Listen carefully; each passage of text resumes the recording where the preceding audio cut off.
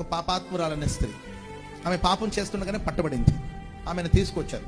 ఆమెకి ధర్మశాస్త్రం, మోషే ఇచ్చిన ధర్మశాస్త్రం ఆమెకి వ్యతిరేకంగా ఉంది. ఏమనంటే పాపం చేసిన స్త్రీని రాళ్లతో కొట్టి చంపాలి. ఇది మోషే ధర్మశాస్త్రం. ధర్మశాస్త్రం ఆమెకి వ్యతిరేకంగా నిలబడింది. ప్రజలందరూ ఆమెకి వ్యతిరేకంగా లేచారు. స్త్రీలు, పురుషులు, చిన్నలు, పెద్దలు అందరూ ఆమెకి వ్యతిరేకంగా లేచారండి.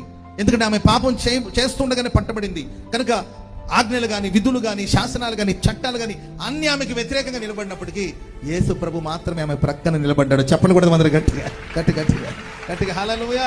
ఆమె పక్షాన ఎవరు నిలబడలేదు, ప్రభు ఆమె పక్షాన నిలబడ్డాడు.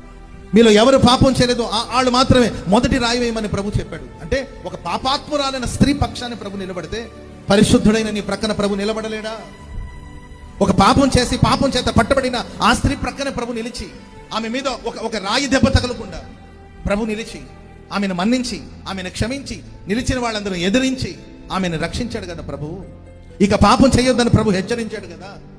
ఓ పాపాత్మురాలకు ఒక పవిత్రమైన జీవితాన్ని ప్రసాదించి చరిత్రలో ఆమె చిరస్థాయిగా నిలిచిపోయేటట్లు ఆమె చరిత్రను సుచరిత్రగా ప్రభు మార్చాడు కదా. మరి ఒక పాపికే దేవుడు తోడుగా నిలబడగలిగితే నీకు ప్రభు తోడుగా ఉండడా? అనవసరమైన భయాలు. దేవుడు ఉన్నాడా?